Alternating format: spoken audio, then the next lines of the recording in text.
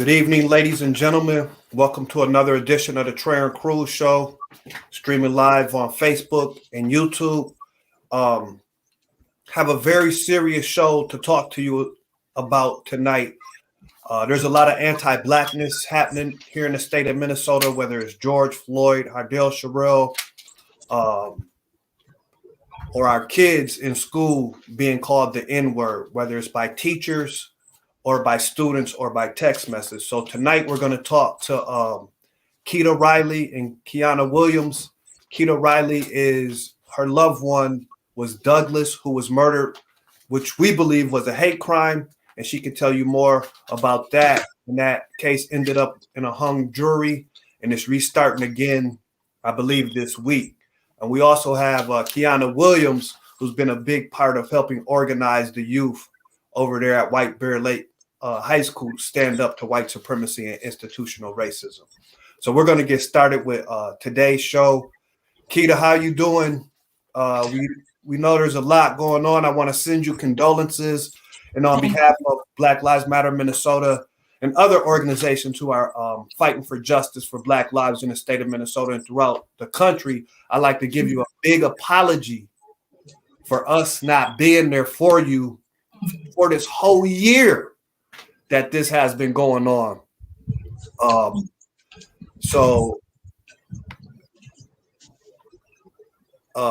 Alexis. Hi. We're gonna start out with Keita Riley.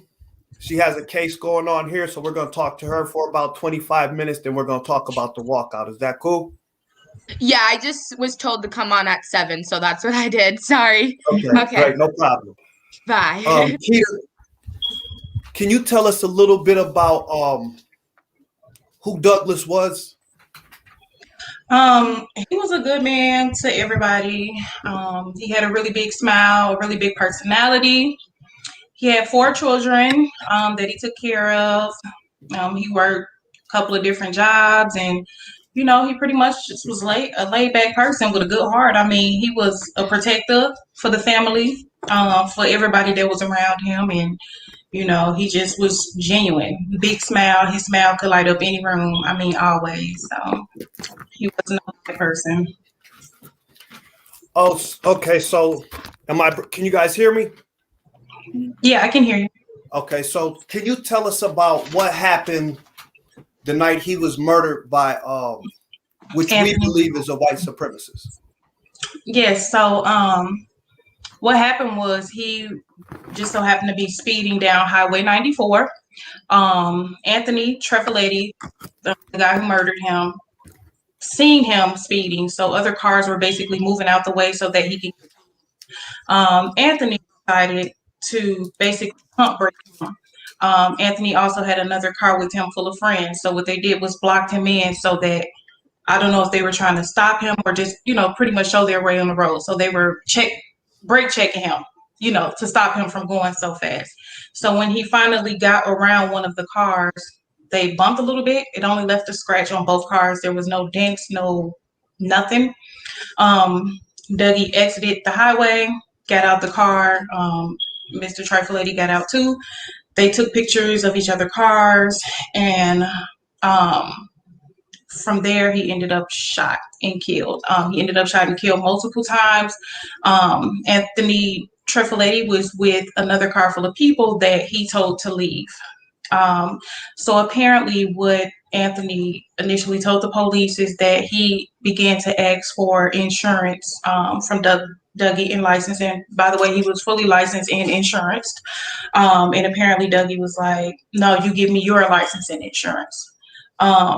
Anthony didn't like that. He didn't like the fact that this man wouldn't, pretty much what it seemed to me is bow down to him. Because I guess they were like, if you're brake checking me and I hit you, that was your fault. You shouldn't have been brake checking, going back and forth like that. Anthony ended up telling his friends to leave. Him and Dougie argued a little bit more face to face. Anthony walked back to his car, grabbed his gun from the front seat, came back and shot at Dougie. In all, there were 6 rounds. There were 6 rounds that they found. He was hit in the body 4 times, 1 in the side, 1 in the stomach, 2 in the legs. and the shots that were in his legs, the examiner said that he was running away, which also matches what the witnesses said. There was a witness who saw it, the whole thing, and again, she's Black. She's seen the whole thing. They're basically, trying to discredit her and things like that because of her past. I believe that it was racially done, and the reason being is because once all of this took place, before we knew the details, we had Anthony's friends, people that went to school with him, people that worked under him, reaching out to us. So we didn't reach out to any of these people. They reached out to us. We didn't even know the full details of the story yet. So as soon as it hit the media, they began to inbox us and send us pictures. One girl, she gave me her Facebook password to get in and look at Anthony's Facebook because she said that he is extremely racist. Along with, just for people to realize who you're talking about, Anthony is the person who shot him. Yep, he's the killer. Right. He's the person that shot him. So Anthony is the shooter. Douglas is him. So we got into Anthony's Facebook. He was so on the police side in regards to the Philando Castile murder. He had so much to say about it, just basically saying that he backed the police. Philando got what he deserved. He's also, videos saying things about other races that we took off of his Facebook page. He's on there getting his head shaved with his crew and calling people niggers and things like that. So we know he's racist, but the state does not want to bring up the fact that this was racially motivated. So therefore, he is being charged with intent. Anthony stated that he feared for his life, which is what they always say when it comes down to a Black man. And we feel like there needs to be some type of law in regards to a person being able to say that they fear for their life anytime they come across a Black man. One thing I did want to point out is that in the autopsy for Dougie, he's really tiny. He's 5'5", 5'6". The courts had him at 5'11", or the coroner's office had him at 5'11". He's literally the same height as this white boy, so they had him as some big, scary Black man. Wow. So you're saying he's on his license, it says he's what? So on his license, it actually says that he's 5'6". He's really tiny. He's a really short guy. Anthony Trifiletti, I believe in court, they said he was around 5'6" also. That was one of Anthony's points. He was like, well, I'm just so tiny and this and that. And they were literally the same height. There was another thing that I did want to bring up. As far as witnesses to the murder, we have one witness. She's a Black female. She saw the whole thing, and because she had credit card fraud when she was 17 years old, they were trying to discredit what she said, even though the MnDOT cameras matches everything that she said. There was one other witness who we know may no longer be a witness, and it was the killer's dad. He claimed that while he was on the phone, he claimed that Anthony was on the phone with him and said, Papa, Papa, this man is going to kill me, Papa. And he said he heard 3 shots. Well, he lied. When that call took place, MnDOT showed Anthony at a red light after the shooting. Wow. So his dad never heard 3 shots because he actually let off 7, but they only found 6 shell casings. So that the only witness is this Black girl by the name of Monet Williams, and they're trying to really discredit her. One other thing about Dougie is they went in his phone, and I wanted to bring this up. They went in his phone and they seen Thug Life in his phone. So they tried to tell the jurors that he was a gangster. And I want to show you guys something. This is my baby's coat that he wore to the funeral. And this is Dougie, this is my son. He took the word thug because obviously, that's a bad word, to people. And he made it into something else. So when he used to say thug, this is what he really meant. And he lived by it. Time heals us gently. Everybody at his funeral had this on their shirt. THUG. Time heals us gently. This is what was in his phone. And they tried to say he had thug in his phone. I don't know if I got it crooked. Trying to say he had thug in his phone, so he's some type of thug. But here it is. But this is my baby's funeral jacket. Man, that is so devastating, and this is how they continue to demonize black men. We see it with George Floyd, we see it with Philando Castile, we see it with every time white people kill a black person. We've seen it with Trayvon Martin. They try to say he's big, he's black. I'm afraid. Mhm. I had to kill him. Um, so that's just really hurtful. No matter what, if you're a thug or whoever, none of that matters. What happens was what happened at the time of that incident. So there's one more thing you were saying about this situation, that he went back. He's the way the fight happened. He said there was actually Yeah. a fight, but there was. No, so the way things took place is, or the way Anthony, they called him in the lie again, he stated that he asked Dougie for insurance and license, and he said, no, you give me your insurance and license, and began to reach under his shirt. He said he went and told his friends, y'all better get the F out of here, and came from around the truck, and he said that Dougie was still reaching under his shirt, so he began shooting. He lied. He didn't know that Dougie was taking pictures in his phone of the both of them while they were standing there talking or arguing with each other. Dougie's phone was in cluster mode, so it was constantly taking the pictures of the Mm, both of them standing next to each other. mm. Um, 30 seconds before he was shot. So his whole story was a lie. Um, the biggest thing is the jurors. On top of that, the state proved heavenly. They had every piece of evidence. They had the way he was shot. The witness said that he was turning away. She said that when Anthony began to walk back to that car to get that gun, that my son's dad was turning away, and it matches because he had a bullet hole going straight through his side, from one side of his stomach to the next. So he was Um, running actually. yeah, so he was in the midst of turning away, so he got shot straight through the side, and he came out the other side of him. So they were standing face to face talking, and when Anthony turned around to go back to his car, I don't think Dougie knew that he was getting a gun at that point. But yeah, the bullets, everything, the way, I mean, the state explained everything to the jurors to a T. A few things that we didn't like about this full case is that we weren't allowed to wear these. We weren't allowed to show Dougie's face to the jurors, which we feel like is highly disrespectful, because I've never seen, I've always seen wear T-shirts, and pictures in honor of their dead family members and things like that. We couldn't wear these to court because they said that they didn't want to basically flaunt it to the jury to make them be one-sided. I don't think that matters because he's not here. So Real, I'm sorry. Kiana, do you have any questions? A question you would like to ask Miss Riley?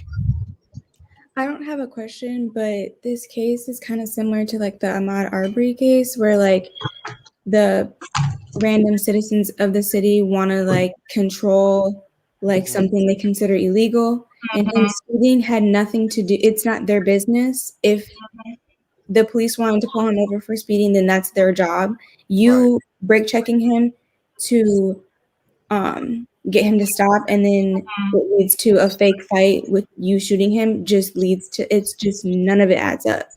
Pretty much all I can say, it just gives me the same vibes as the Ahmaud Arbery case.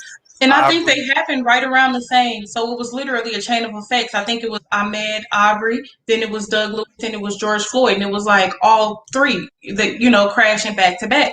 And so it was a lot going on in the world. But one thing that, I really wanted to get out there is the process of jurors. There's no way. I feel like they say that Dougie would be, he will be helped. He'll have jurors that are of his peers. And I don't think that's right. All the jurors that were up there were white, none black. They were all ex-police officers, ex-security guards. We had a scientist lady. We had all type of people that were not our people. The few that we had that could have been chosen to be our people, they weren't chosen. And there's one other thing. His lawyer, Anthony Trifiletti's lawyer, Tom Saya, he wanted to take a juror who said that she had been raped by a black man before. He wanted her really bad. She actually made it through, but because she kept falling asleep during court, the judge kicked her out, which was really good. But to be able to go to sleep at night and want to purposely put this type of woman on the stand, knowing she's been raped by a black man before, just to try to get some type of, he's going to go for whatever. Anthony's side. I mean, I wouldn't even be able to sleep at night as an attorney, even knowing that I had to pull that type of card to get my person off. It's just, it's just heartbreaking. We sat through trial for it to be a hung jury. 1 out of the 12. All it takes is 1 out of the 12 to say not guilty. And that puts us right back in a mistrial, which is where we are now. They figured out that he was lying by the pictures in Dougie's phone, so they know the shooting didn't happen how he said it. They also watched the MnDOT camera, so they know that he didn't speak to his dad at the time of the shooting, and he wasn't scared because that was his only witness. Also, he had a car full of friends there with him. If you were in fear for your life and you seen him grabbing under his shirt, why would you tell your friends to leave? The state asked him, why didn't you get back in your truck and keep going? And there's one little piece that I left out. In the midst of Trifiletti talking to his friends, Dougie actually pulled away. He got in his car and pulled away. Trifiletti stopped him. So they moved up from where it was going. He followed him. So if y'all see in the newspaper say unintentionally followed, that's what he told the police. So Trifiletti actually stopped him while he was driving away.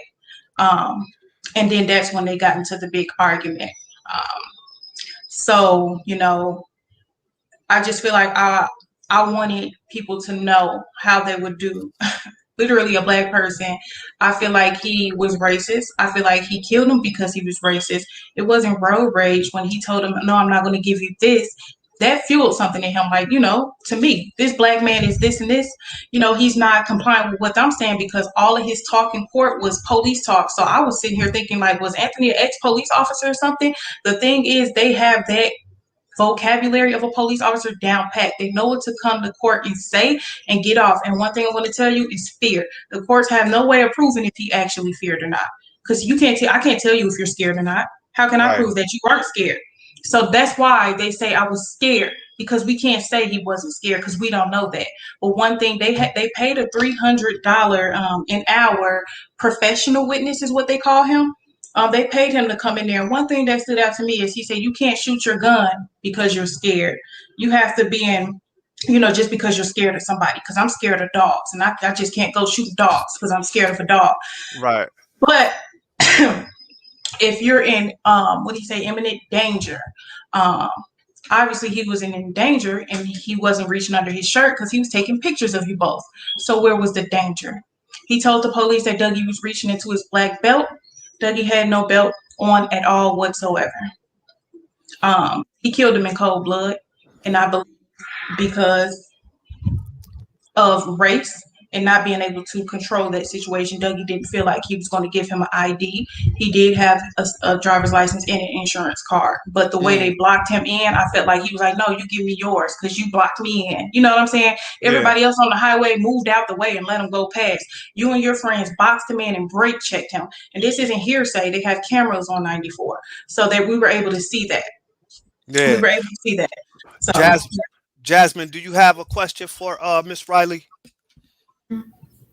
Thank you, Ms. Riley, for sharing with us. I think one of the things that you mentioned that stuck out to me was that they're justifying the killing of Black men by saying, I fear for my life. And that's something that's been ingrained in our society for so long. And the idea that the jurors are not allowed to see his face, that's powerful symbolism. The idea that Black people, Black men, are faceless, right? And I guess one of the questions I have is, going forward with retrying this case, how can we make sure that it's a jury of his peers? How do we deal with that in our justice system? And that's hard. And I know they just pulled some type of something for George. I don't know the full details because both of our cases are back to back, where he is able to get those those type of benefits which he deserves, and so does everybody else. You know what I'm saying? So I don't know how that happens, but that's what we're fighting for. We do not want police officers. He don't know any ex-police officers. He doesn't know any scientists, security guards, anybody that will feel the type of person that he is. So we had all of Trifiletti's family, you might as well say, as our jurors. Wow. We don't, so I wish I knew more. I really wanted to get this story out and searching to help, see if someone can really help us with that, because that needs to be set in stone somewhere. I wish it could be a law to say every time a white man screams, I was afraid for my life, he automatically get a certain amount of years. Because what are you so afraid of? Because now I'm scared too, because I know you're gonna be scared. So I'm scared first. So do we gotta, that's gonna drive people to want to get guns and do all this stuff, because y'all get to easily say that y'all was scared. So I wonder if it would have been the other way around, and if Dougie had walked in that courtroom and said, I was really scared for my life. That white boy, I was real scared of him, even though he was only holding his cell phone. Dougie would have been in jail. The jurors would have found him guilty in 2 seconds. It took 2 days. It took 2 days for them to come back and say they couldn't make a decision because somebody out of the jurors, who I also believe was racist, the state had so much evidence and caught that man in so many lies. Ain't no way. If Dougie wasn't nothing to me and I was just sitting in court watching, I wouldn't even have to go back to the room to deliberate on nothing. Judge, I know it's the answer right now. I know the answer right now. Send him to jail. He lying. His daddy, Paul Trifiletti, got up there and lied, and had his girlfriend get up there and lie. MnDOT cameras don't lie. So yeah, no doubt. I want his face. They will not let us show his face. We can't have his face in court. We can't do any of that. They don't want his family talking to the media. I just have a son with him. I'm going to talk to the media. They can't make me be quiet. So I'm going to do all I can. But his sisters, brothers, they cannot talk to the media because that's the advice of the court. By us wearing T-shirts to court, they can dismiss the whole case if we wear this face to court, according to them. According to them. So. And see, these are some of the anti-Black racist policies. This is a policy that's racist, that the state of Minnesota is supporting racism in our courts, and we're hearing it live and direct right now. So what we want to do, we're gonna be throwing rallies, and we're gonna be helping you get the word out about what's happening in this case, and we want you to keep coming back next week and just keep updating us about what's happening with the in the murder trial of Mr. What's his name? Douglas Lewis. Anthony Trifiletti is the murderer. Yeah, the racist murderer. Trifiletti is the racist murderer, and we have to get justice for Douglas right away. Do you guys have any more last questions? I appreciate you ladies as well. All three of you guys. I really do appreciate it. For you guys having me and just getting word out for him. No doubt. So thank you for coming on. You can stay on too if you want to talk with about the rally we had today. And definitely though, next week when the trial starts, I want you to come back and just give us an update on how everything is going and stuff too. Okay. Well, I'll probably drop off because I got the little kiddos. Yeah, I can see him. He's excited back there. She's sneaking up. Yeah, so I'll drop off. And like I said, I appreciate you guys. And I will see you next week. And I thank you for having me. Thank you for the story. All right. Y'all have a good night. Peace. And that was Keita Riley talking about the murder of Douglas by white supremacist Mr. Trifiletti here in the state of Minnesota. Kiana, Hi. there's a lot of racist stuff happening at White Bear Lake High School. You want to tell us what happened?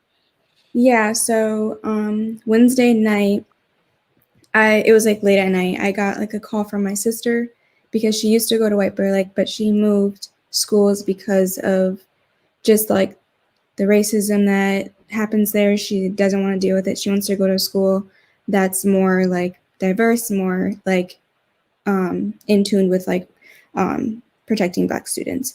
So she called me and was telling me about how her friends were getting death threats, racist threats, and they were all put into like an Instagram group chat with all of the girls are from like the Black Excellence Club at White Bear Lake High School, South Campus. And so he started out saying like how that club is considered racist because it's only for Black students, but it's obviously only for Black students to like raise awareness and for them to have their voice at the school. So as I got the call, I was taking screenshots of the messages, and the first thing that came to mind is I need to talk to the principal. Like, this is the last straw, because last year they tried to cover up an incident where students dressed up as the KKK, but one of the Black faculty found out, and he got the Black students together and was like, "Did you hear about this? Like, I want to make sure you're okay and that you're safe." Come to find out that the students only got suspended, and then they came back to school a couple weeks later. So White Bear Lake has always been known for being racist, but more under the table. But ever since Trump was in office for those 4 years, students were coming with Confederate flags, students were coming with Trump hats, and because they're allowed to wear hats. And I know that freedom of speech, it should be protected, but there is a time and place, and school is not the place for that. Like, these students are there to learn, and you coming with threatening propaganda, pictures, racist words is causing a conflict with their learning. And that's putting their education on the line, because they're scared to come to school because they don't want to keep dealing with racism. And White Bear Lake, I guess this year they decided to get a equity and engagement director on the school board. But there's pushback against that because white parents do not want their kids learning about racism.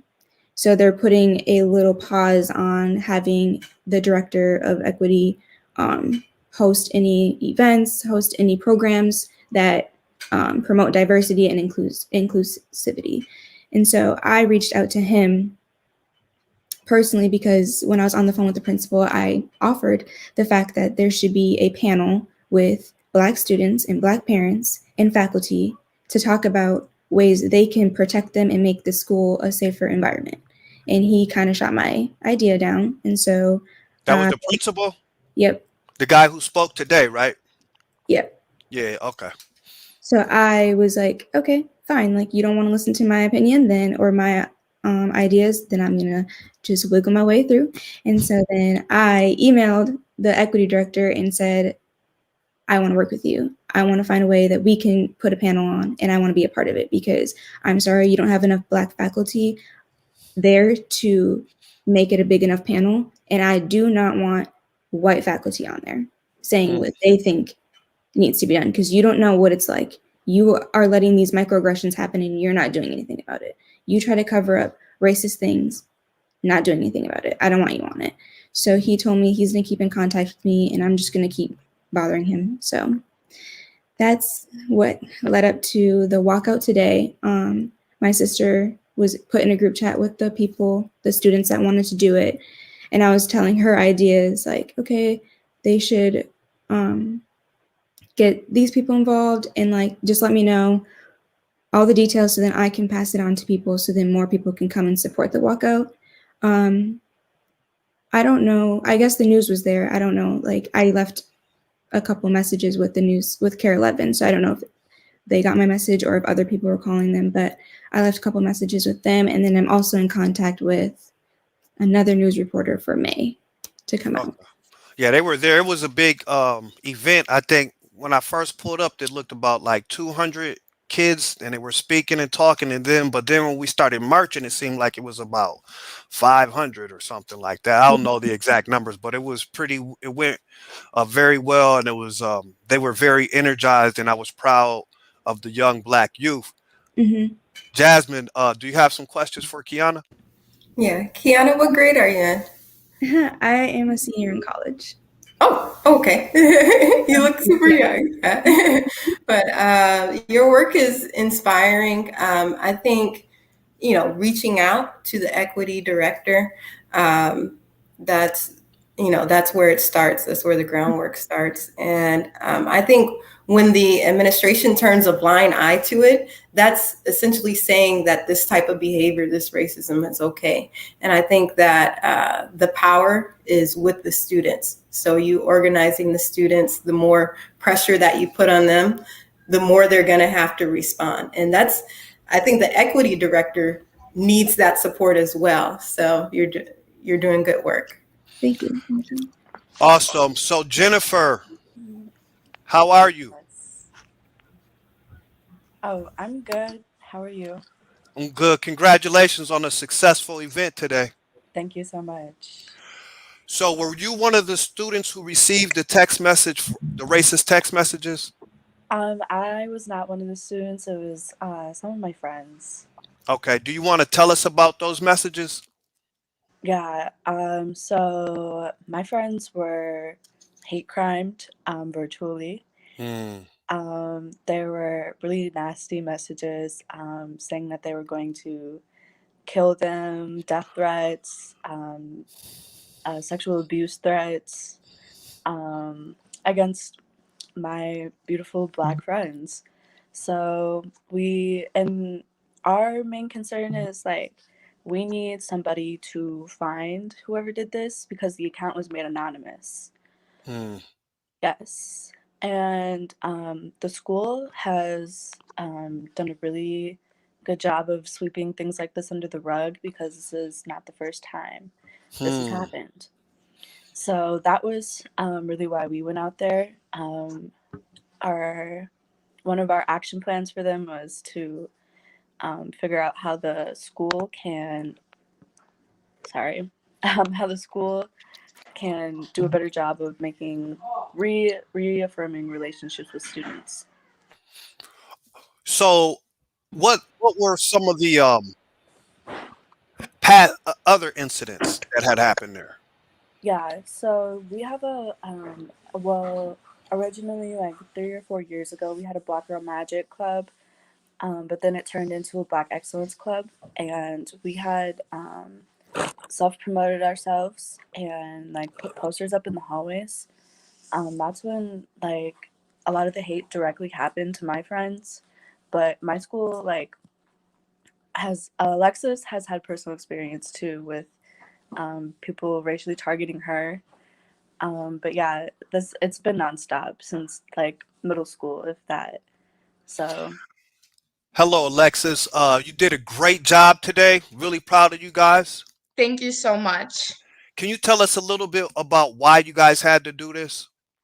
I felt like I needed to do this personally because I've been dealing with a racism issue at White Bear my whole life because I've lived in White Bear my whole life. So this is the only school I've gone to. And I experienced bullying as a first and second grader where people are calling me names, spitting in my face, telling me I have rabies in my hair. I wasn't even safe in my own neighborhood. I had people who would come to I'm sorry about my dog. I had people who would come literally to my backyard while I was playing by myself and bully me and scream absurdities at me. I would get pushed off my bike just from riding down to the park. Like there was no way for me to escape bullying at White Bear, and it went as far as I couldn't even be safe in my own neighborhood and at my own house. And I feel like I'm just so tired of having to deal with this, and I'm a senior now, and I have a little sister who's 7, and she goes to White Bear, and she comes home from school saying things like she wishes she was white. And Mm. it makes me feel so terrible because I had to deal with that, and I don't want anybody else to have to deal with that. And another thing is my mom went to White Bear as well too. Her friend group was called Nigger Lovers. Wow. Are you So muted? this is 3 generations of people in my family who've gone to White Bear that had to deal with racism, and that's why I felt like I really need to speak up and say something today. And I am so proud that you stood up and said something. What you just said, we were on a meeting last night and they were talking about Jim Crow in Minnesota and what they used to do to people in 1910 and 1920 in Minnesota. And that sounds exactly what you just said. They would harass a lot of the black homeowners in the area. Precious, congratulations on throwing a great rally today. Could you tell us why you felt it was important for you to be out there today? And have you guys experienced any racism? Alexis just told us the racism she's well, I experienced mean, at the school. Go ahead. I'm sorry. I just thought that it was important because this kind of stuff has happened before, and like the school didn't do anything about it, and I honestly wasn't even going to say anything. I was just going to let it be because this happens so much that I'm not phased anymore. But then I realized, like, what if this happened to someone who was phased? What if someone was cheated out of education and left the district because they were scared because they got messages like this, you know? So I was like, okay, we have to report it to make sure that there's consequences for people who do this and so that it would happen again. Jasmine, do And you have yeah, any I've questions? experienced the Go ahead. oh go Go, no, go ahead. I'm sorry.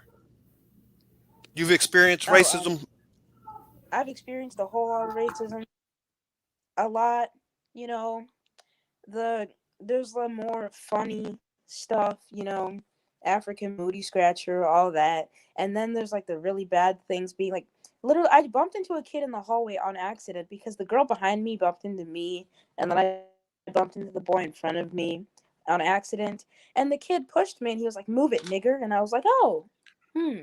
And that's like a Wow. near daily occurrence, you know? Kids so emboldened and they just say stuff like that all the time, and they'll talk about like, oh, you should go back to Africa with your family, or like you're a dirty African, stuff like that. It's just disgusting. But Precious was Wow. also in the group chat as well.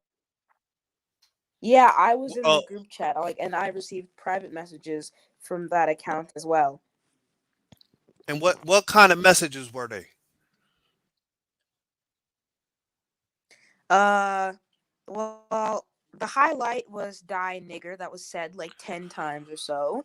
um you know, telling me to kill myself, that I would be hanged, that I would die, that I was, you know, that I was racist for being in Black Excellence Club, stuff like that. Um, Kiana, Jasmine, do you guys have any questions for these three? And so, Precious, you touched a little bit on this, but I just wanted to talk about words and the power of words. So some people say that they're just words, get over it, and then you kind of become jaded to it. But can you talk a little bit more about the power dynamic behind those words?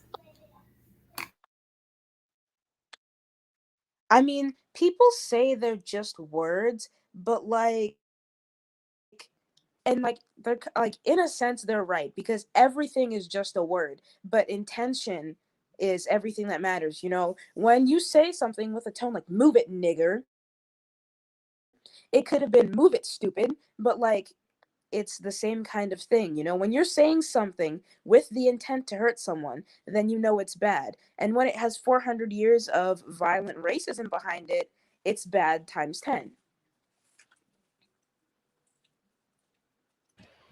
And going forward, what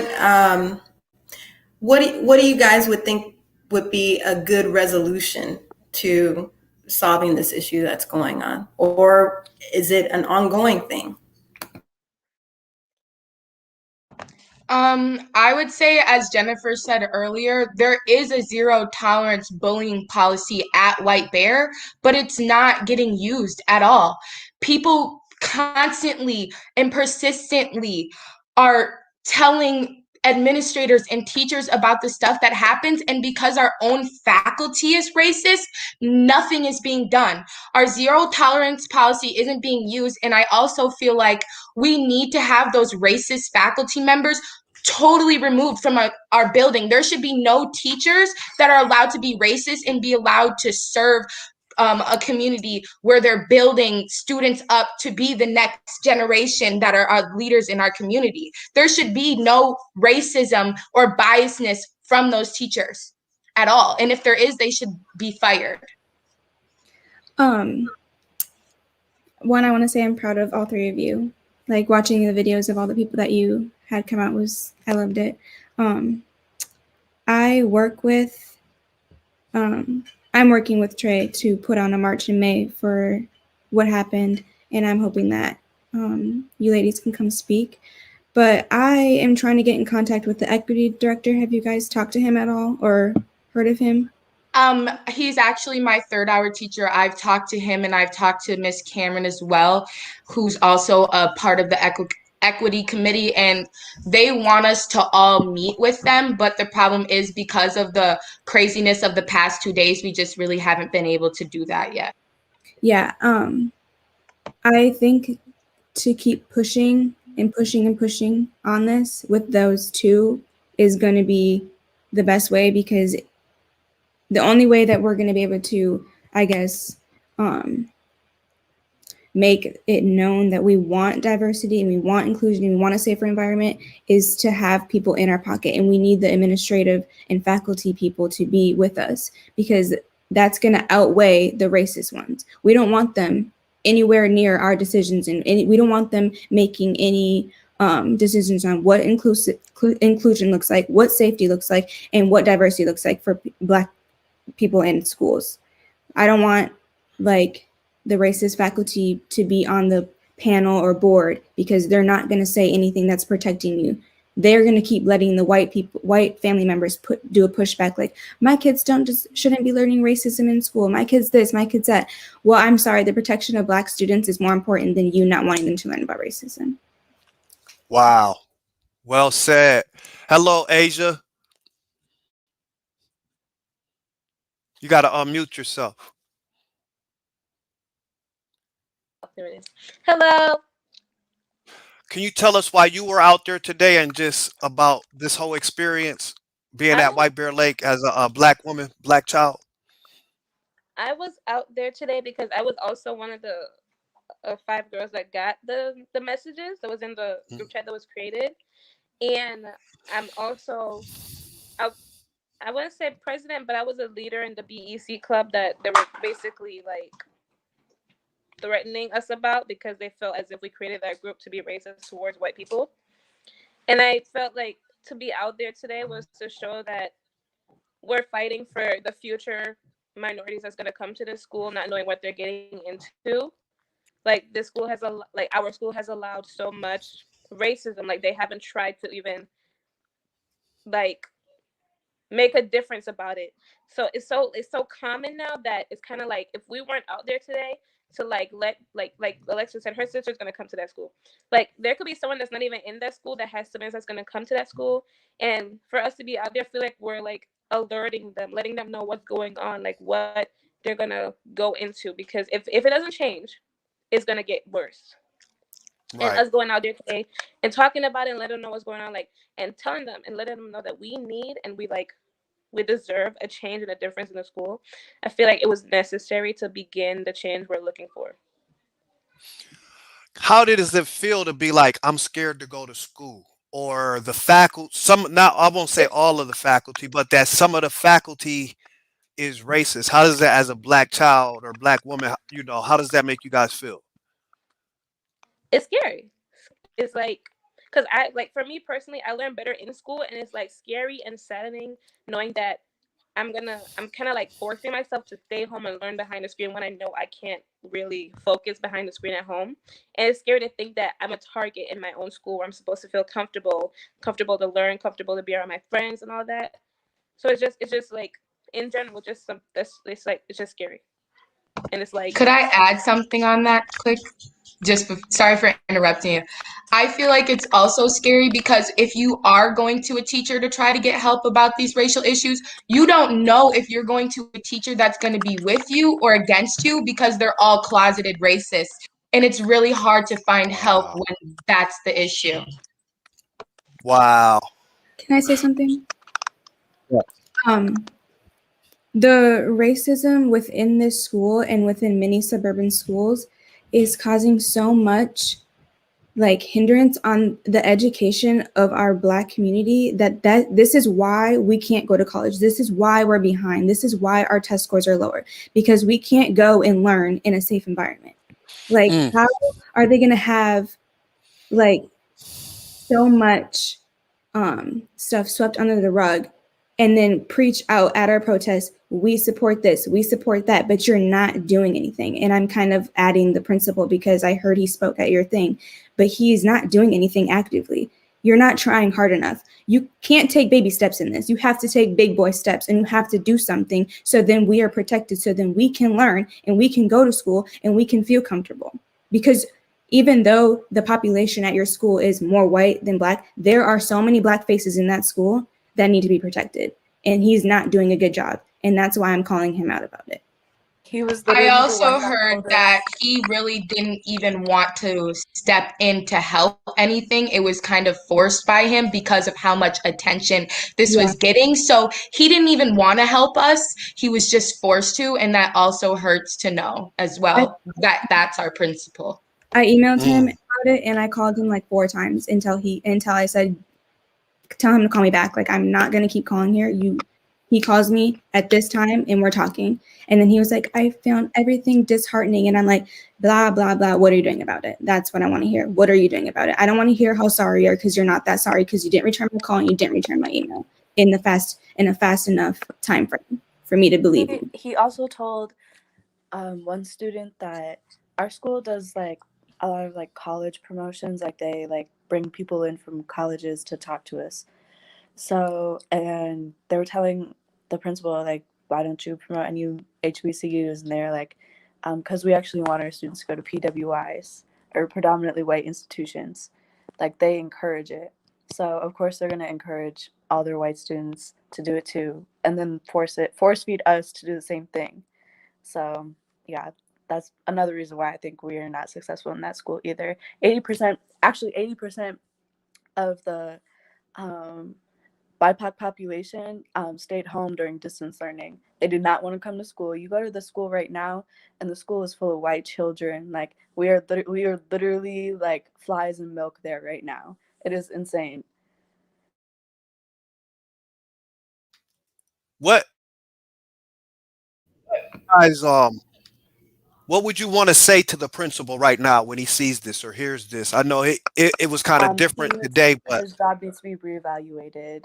I think he should step down from his position if nothing happens, or he really needs to make a formal apology.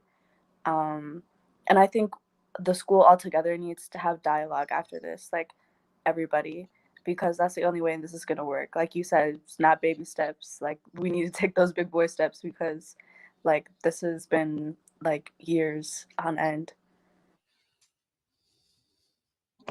I feel like if I could say something to the principal right now, I would tell him that I'm really disappointed in him for the lack of leadership as our principal, because it shouldn't have to be the Black people leading on this when we go to school. And when we go to school, our constitutional rights are taken away, as in they are now our parents and guardians when we step in that school. So when they aren't doing their job, it's really disheartening, and it's like I can't even describe it, because it's just a feeling that I have, and it just hurts because we can't do basic other things without getting granted permission from a teacher. But if we go to them for help on these issues, we don't get any help and we get in trouble. So I'm very just disappointed. And especially with his speech he gave today, that was very disappointing. And especially the tone of when he said Black Lives Matter, you could tell that he was forcing it and there's no emotion behind it. And that he just wanted to say something because he was getting called out, not actually because he felt something for us. wow. Jessica, thank you. Could you tell us why you was out there today and how you felt?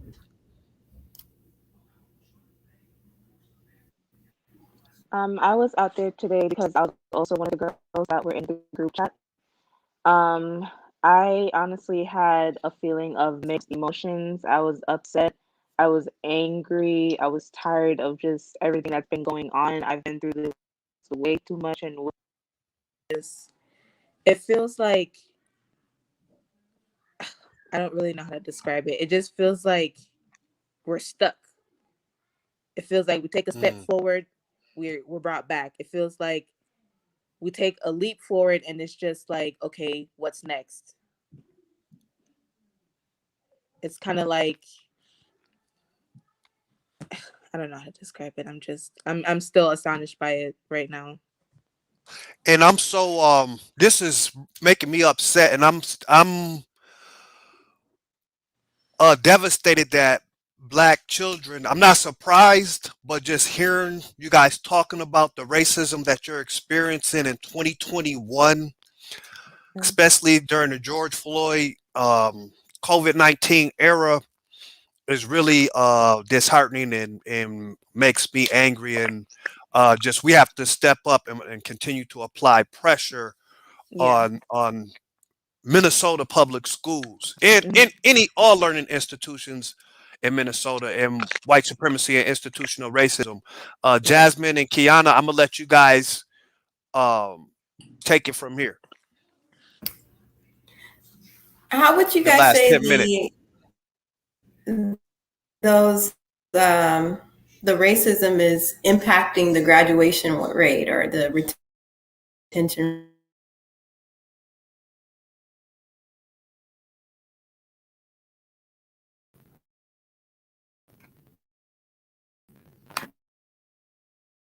Or have y'all noticed that Black students are graduating because of some of the racism issues that they face?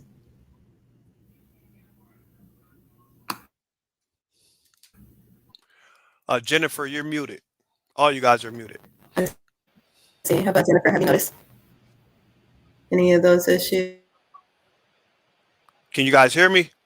I can kind of hear you guys, but it cut out. But what I was going to say is with the graduation rate, I feel like it doesn't more so affect the graduation rate, not in really my opinion, because I feel like it's more of the student's choice. I feel like it affects the graduation rate as in students are so separated, the black people of color and are separated from the white people. So those people of color usually end up going down the wrong path at White Bear just because of how the groups end up separated, unless those black people are knowingly making steps to make sure that they are succeeding. Otherwise, that division really leads people to either you're with the white kids and you're focused on school and that's what you're doing all the time, or you're with the black kids and you're kind of partying. You're not really as focused. They're more just like living rather than really trying to make something of themselves. And I feel like that's honestly just a self-esteem issue as well that played a part in it from the bullying at White Bear that we endure. But I feel like as in racism is causing directly for people to not graduate, I don't really see that. I just see it as in it's an indirect thing and it's a chain of events that's causing people to not graduate.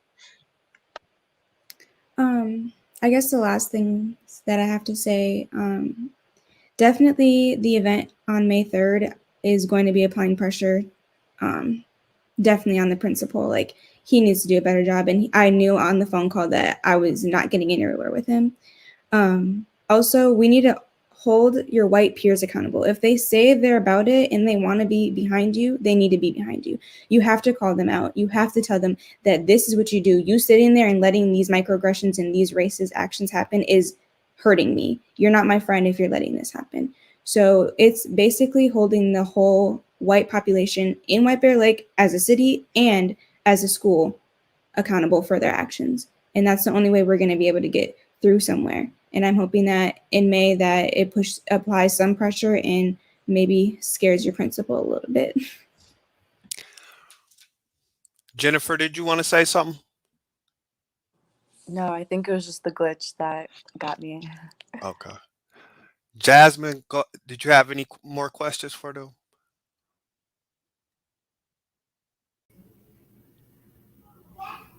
I'm glad to see all of you young ladies on here being active, being activists, and leading by example. So. Thank you Thank for you. giving us the opportunity to speak. Yes, thank you. Yes, thank you for real. Thank you a lot.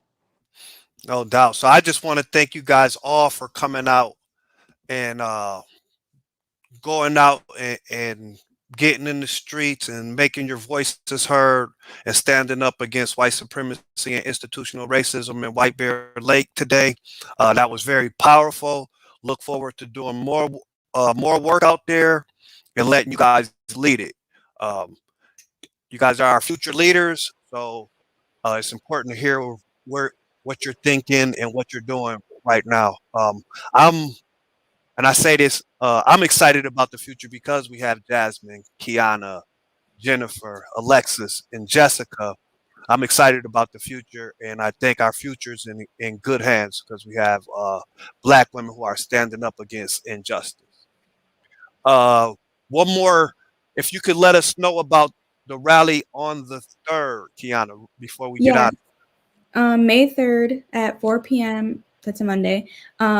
It's going to be another rally about fighting against racism in White Bear Lake.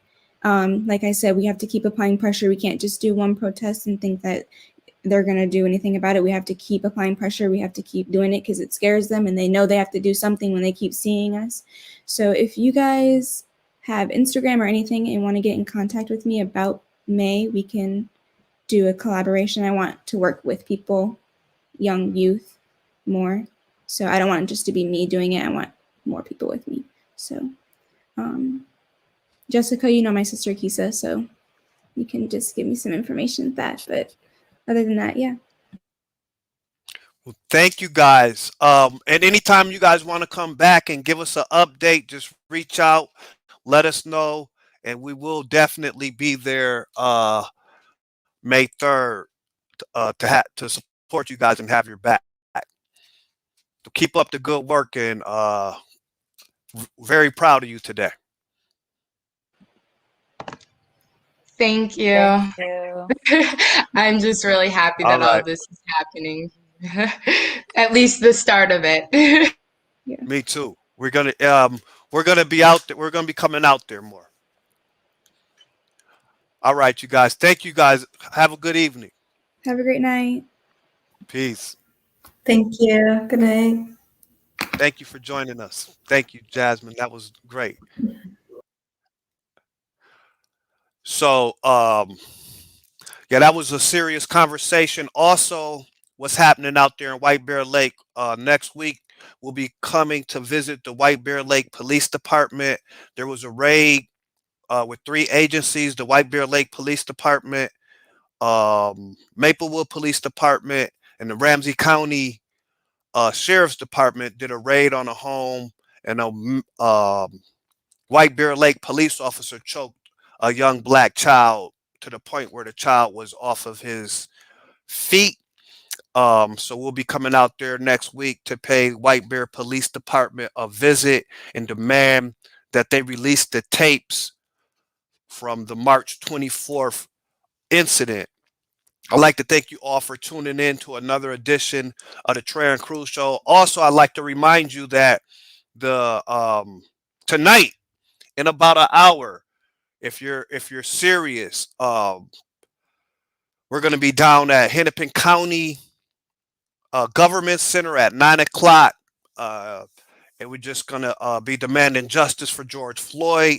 So if you're out and about, start making your way downtown to the Hennepin County Government Center to demand justice for George Floyd, demand justice for our kids at White Bear Lake, demand justice for, demand that the body camera footage from the White Bear Lake Police Department be released immediately.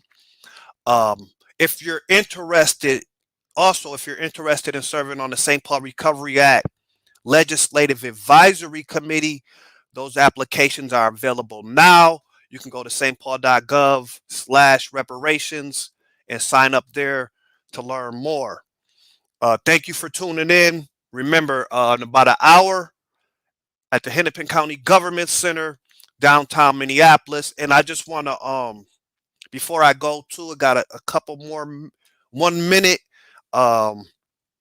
Pretty much everybody who has testified in the George Floyd trial, all the experts are saying kind of the same thing that George Floyd, except maybe one person that spoke today.